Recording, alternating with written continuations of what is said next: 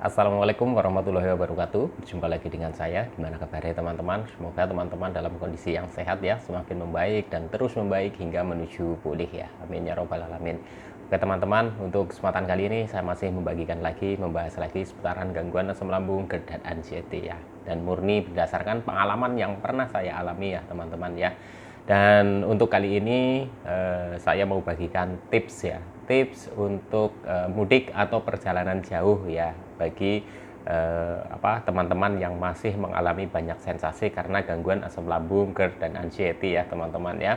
Dan akan saya ceritakan murni berdasarkan pengalaman saya ya teman-teman. Jadi waktu itu ya teman-teman, waktu itu saya itu saat terkena gangguan asam lambung, GERD dan anxiety ya, dan waktu masih menurut saya itu parah ya teman-teman ya, masih kondisi yang setiap hari itu ada sensasi yang muncul ya teman-teman, dari pagi sampai sore ya. Dan itu kondisinya itu menurut saya itu benar-benar serba kebingungan ya teman-teman, karena saya itu perantau ya, waktu itu saya itu masih di Jakarta ya, dan saya itu akan memutuskan untuk pulang kampung ya teman-teman, untuk pulang kampung untuk berobat gitu ya teman-teman.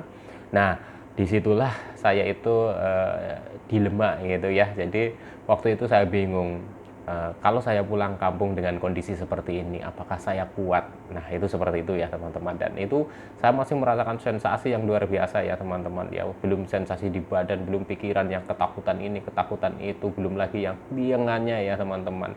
Jangankan untuk berdiri berjalan ya teman-teman, saya duduk aja ya itu pusing, keliengan, terus kepala itu bagian belakang itu berat ya, mata itu juga berat, pokoknya nggak karu-karuan teman-teman. Belum lagi yang di sensasi yang di badan ya, yang di badan yang tiba-tiba itu sesek ya, terus hidung itu seperti mampet ya, mampet terus ya, tapi tidak pilek gitu ya, tapi mampet gitu ya teman-teman. Belum lagi kadang ulu hatinya sakit, dadanya sesek, terus belum lagi yang kakinya lemes, kalau berdiri aja itu gemetaran. Itu dulu saya itu waktu waktu dulu itu saya itu benar-benar merasakan dilema antara saya kuat pulang atau tidak gitu ya. Nah, pada saat itu ya, kenapa saya itu memutuskan untuk pulang ya, karena menurut saya kalau saya tetap di Jakarta, saya kan kasihan sama teman-teman ya, kasihan sama orang yang merawat saya ya.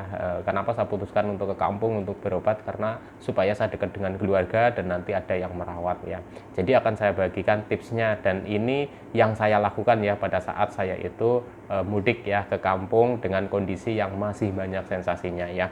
Nah, pertama teman-teman ya, pertama kita harus punya niat dulu ya. Waktu itu saya juga sebelum saya hari hanya itu pulang kampung itu sempat mundur ya teman-teman, sempat mundur. Jadi nanti sore kayaknya belum berani ya teman-teman, belum berani, besok aja lah, besok juga belum berani, sampai itu kalau nggak salah itu 5 hari saya itu sudah memutuskan untuk pulang, nggak jadi, mau pulang nggak jadi, mau pulang nggak jadi gitu ya. Dan itu karena ketakutan saya teman-teman, karena ketakutan saya akan nanti di perjalanan bagaimana, terus nanti kalau ada apa-apa gimana, terus nanti pokoknya pikirannya itu jelek ya, pikirannya jelek. Dan pada saat itu kondisinya saya itu buat jalan aja ya teman-teman, buat jalan itu sempoyongan, buat berdiri aja itu gemeter gitu ya. Jadi saya sudah membayangkannya itu yang macam-macam lah, yang nggak enak ya teman-teman. Jadi waktu itu saya itu punya ini ya teman-teman ya, punya tekad lah intinya, kalau saya nggak pulang terus saya yang mau ngerawat siapa gitu ya teman-teman ya. Tapi pokoknya di rumah itu sudah ditungguin gitu, kenapa nggak jadi pulang, kenapa nggak jadi pulang, saya belum berani, kondisinya saya begini. Jadi di kampung itu semakin khawatir gitu ya, istri saya itu khawatir terus gitu ya. Terus akhirnya saya kuatkan lah, intinya kuatkan ya, saya harus pulang, apapun yang terjadi saya harus pulang. Tapi tetap aja teman-teman waktu itu ya sempat ragu.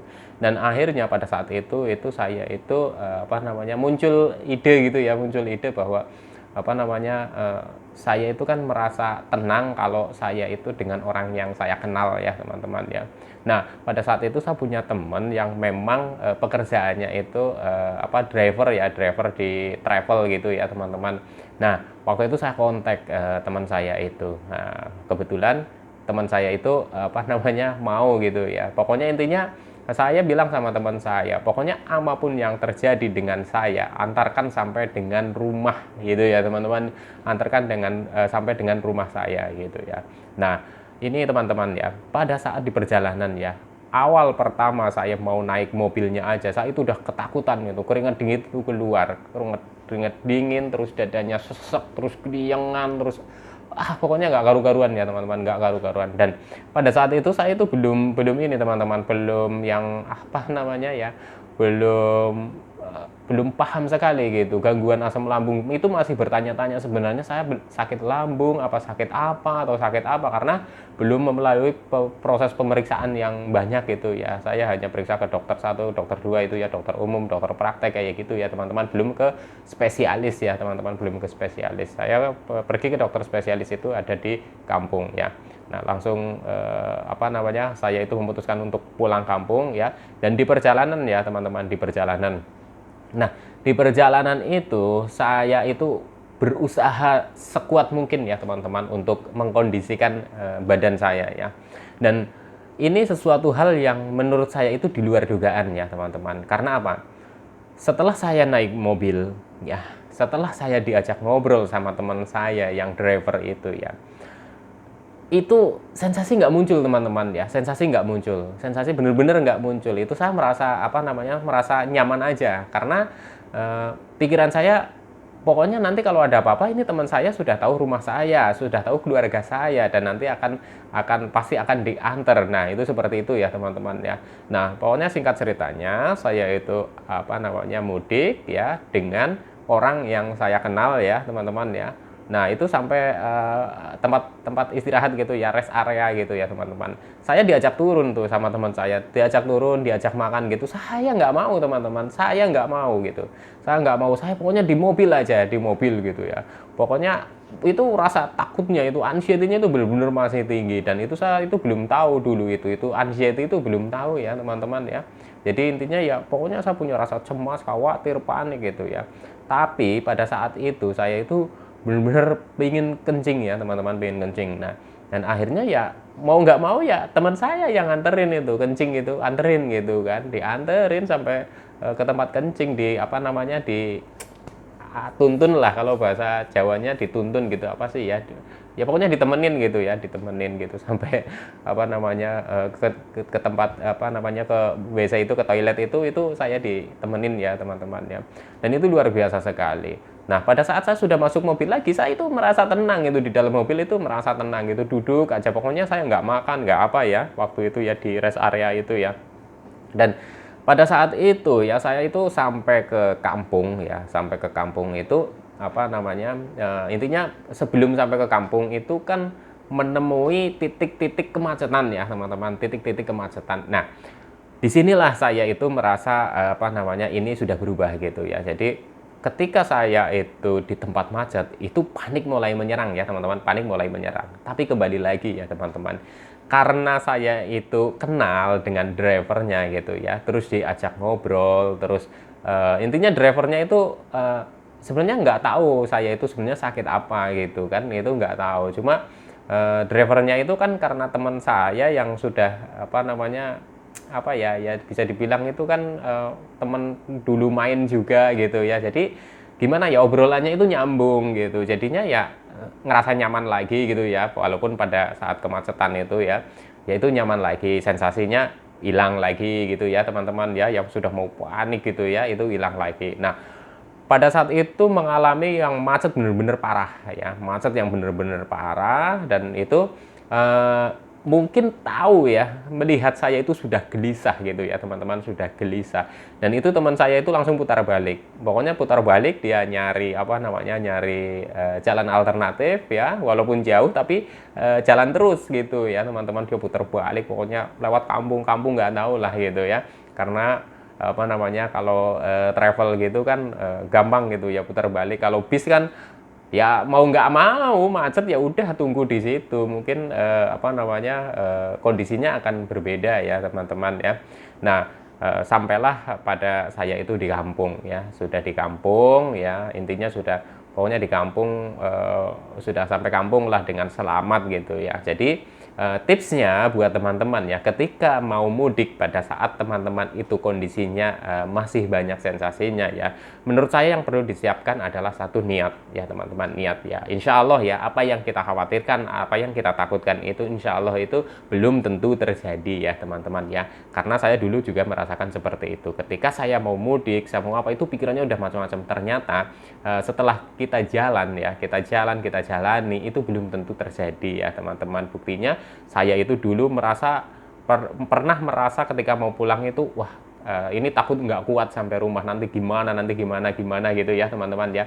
Tapi alhamdulillah juga bisa sampai ya. Terus yang kedua, usahakan mudik dengan orang yang dikenal ya teman-teman, orang yang kenal, mungkin orang yang menurut teman-teman itu nyambung lah gitu ya, nyambung ngobrolnya gitu ya, terus ya temen gitu ya. Jadi di perjalanan itu ada teman ngobrolnya gitu ya, ada teman ngobrolnya gitu ya.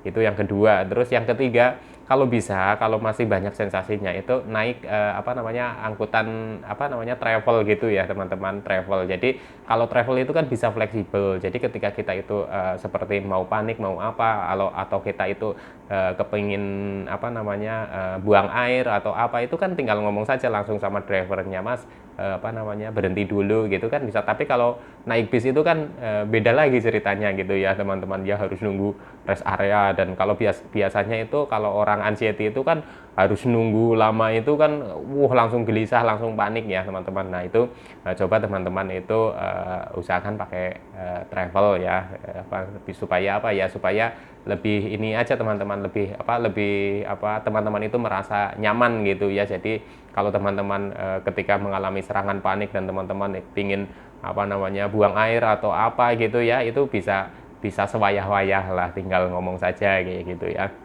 Nah terus keempatnya itu teman-teman itu persiapkan ya tentunya teman-teman ya, tentunya ya air putih hangat ya, air putih hangat itu persiapkan teman-teman. Nah terus cemilan tentunya yang aman di lambung ya teman-teman ya, banyak cemilan yang aman di lambung ya teman-teman ya. Teman-teman bisa searching untuk makanan-makanan yang aman dikonsumsi untuk penderita gangguan asam lambung dan anxiety ya teman-teman ya. Nah nanti ya teman-teman, setelah di perjalanan usahakan teman-teman itu tetap rileks ya.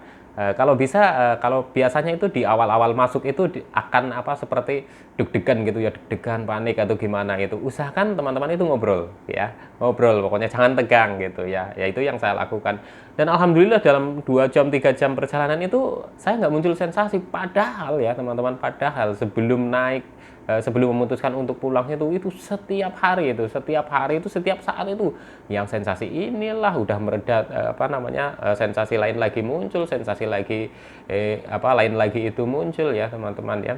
Jadi untuk teman-teman, ketika teman-teman ingin sekali mudik, nggak apa-apa teman-teman, kalau menurut saya itu nggak apa-apa ya, asalkan teman-teman itu ada teman ya, atau ada pendampingnya ya, insya Allah teman-teman itu kuat lah ya. Karena saya dulu juga waktu dalam kondisi yang parah menurut saya itu ya, itu juga kuat alhamdulillah sampai rumah ya. Jadi itulah ya tips-tips dari saya ya. Jadi pertama adalah teman-teman itu niat ya, persiapkan niat ya. Insya Allah dengan kekuatan niat kita itu, saya ingin pulang, saya ingin ketemu keluarga gitu ya,